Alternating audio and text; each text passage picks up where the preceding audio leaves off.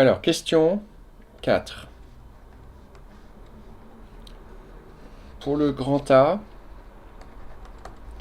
eh bien, ceci est faux.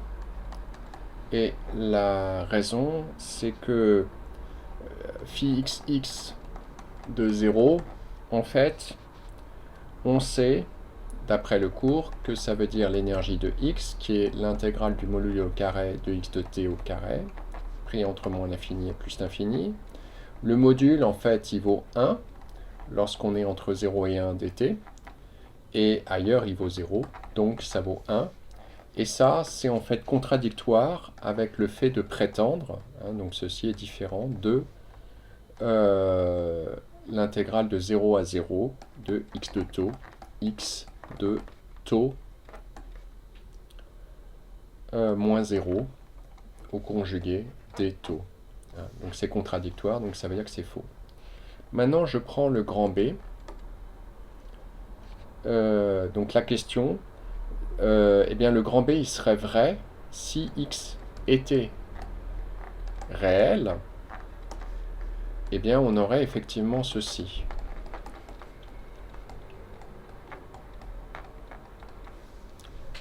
Donc je me suis trompé, il n'y a pas le signe moins ici. Voilà. Donc ça, ce serait vrai si c'était réel.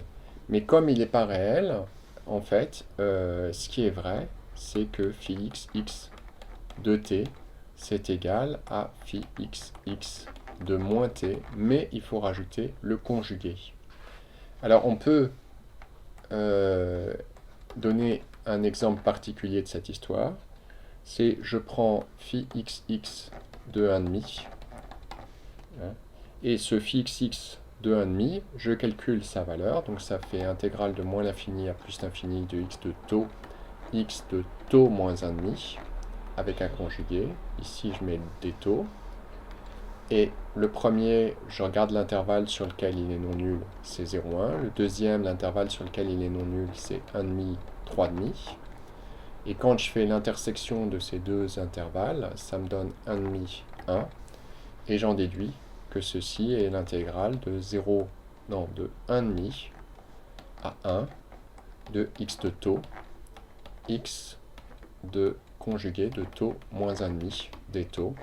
Et ça, c'est l'intégrale de 1,5 à 1 de exponentielle de i pi taux, exponentielle de moins i pi taux moins 1,5 des taux. Alors le moins, lui, vient de ce conjugué-là qui me donne un moins.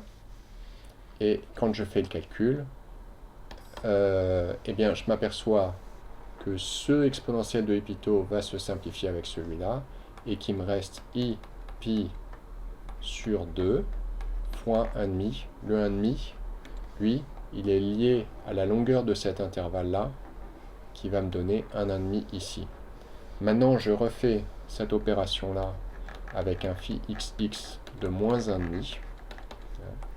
Donc ça me donne moins l'infini à plus l'infini de x de taux, x conjugué de taux, et cette fois-ci, comme il y a le moins 1,5, ça fait plus 1,5 ici. Donc c'est le moins 1,5 qui est là, qui arrive en un plus ici. Donc ça me fait des taux. Ici, je regarde des intervalles sur lesquels c'est non nul. Donc le premier intervalle, c'est 0,1. Et le deuxième intervalle, c'est moins 1,5, 1,5. Et quand je regarde l'intersection entre ces deux intervalles, eh bien, ça me donne 0, 1,5. Et j'en déduis que c'est donc l'intégrale entre 0 et 1,5 de x de taux, x de taux plus 1,5, avec conjugué des taux. Et quand je calcule ceci, ça me fait exponentielle de i pi taux, exponentielle de moins i pi taux plus 1,5 des taux, pris entre 0 et 1,5, et ça me donne exponentielle de moins i pi sur 2, facteur d'un demi. Et on voit qu'il y a une contradiction entre la valeur trouvée